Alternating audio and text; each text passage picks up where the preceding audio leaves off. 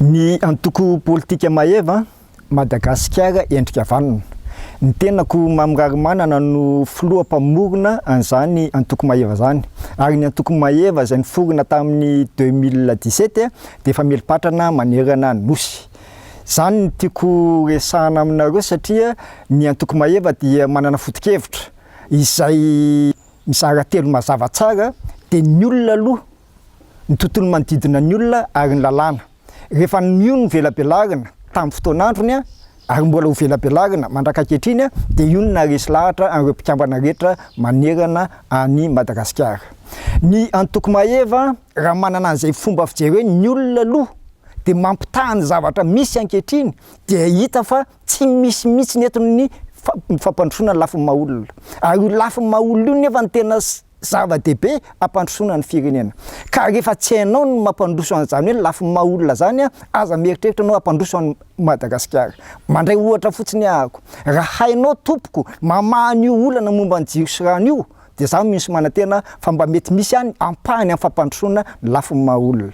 Ankehitriny anie dia tena mikaikaiky mitomany, tena mijalona ny vahoaka amin'izany jiro sy rano zany. Tsy mahefa na inona intsony. Ary ny lafin'ny ekonomika, ny lafin'ny sosialy, ny lafin'ny tsy fahasalamana ao anatin'izany rehetrarehetra tsy fisian'ny jiro, tsy fisian'ny rano zany mba tokony hojerevan'ny mpitondra faran'izay haingana. Manome daty, mitondra fanazavana, manome vahaolana, ary vahaolana maharitra ny tena tadiavina eto amin'ity firenena ity.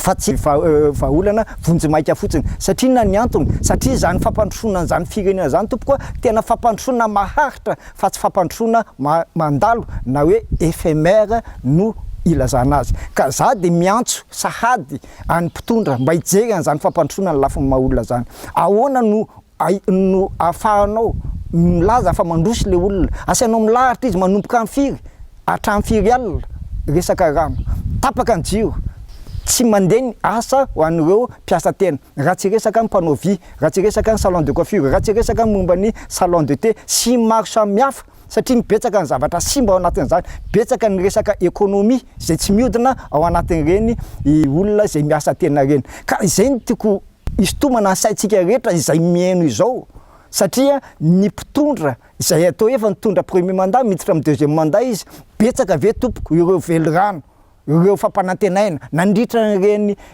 campagne reny, na campagne premier mandat na campagne deuxième mandat, na teo anelanelan'izany inona ny zavatra tsy resahana teto Madagasikara.